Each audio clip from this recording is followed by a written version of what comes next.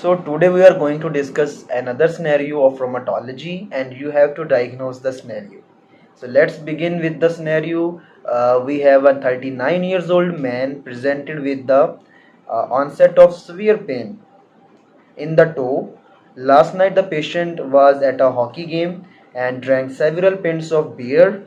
Then the patient also had a medical history that is significant for hypertension, which have been controlled by using of hydrochlorothiazide, which is basically a diuretic. Examination reveals first metatarsophalangeal joint involvement, and the joint is red, swollen and tender. And you have to diagnose the scenario. You are given 5 seconds. So you guess the right answer. This is basically gout. Whenever you find the involvement of first metatarsophalangeal joint of the foot, it is 90% chances are there that it will be the gout. But other things which can relate, which can help us to diagnose the scenario. What are the association of gouts? Gout is associated with ischemic heart disease. Gout is associated with the metabolic syndrome.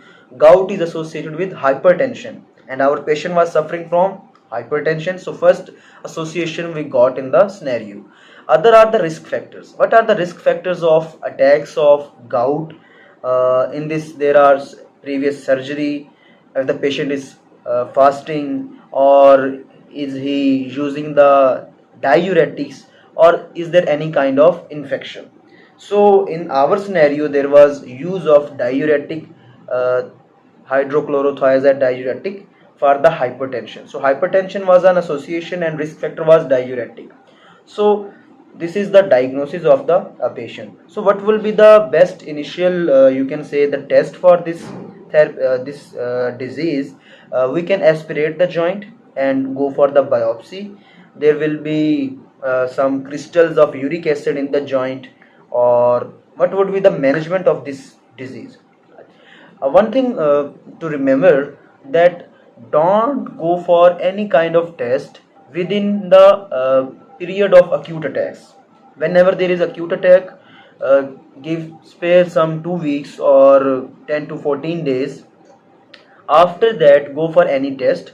After that go for the allopurinol therapy for the acute attack. Otherwise, in acute attacks, during the period of acute attack, the allopurinol is contraindicated.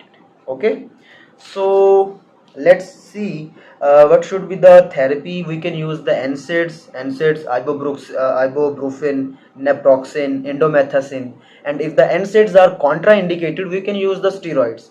And what are the conditions in which the NSAIDs are contraindicated? So there may be the renal insufficiency or any injury to the kidney in which the NSAIDs are contraindicated.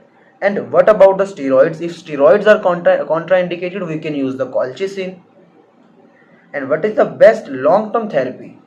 Best in any kind of condition, the best long-term therapy is lifestyle modification, weight loss, avoidance of alcohol, start of medication, compliance to medicine, and avoid the risk factors. So this was all about the today's scenario.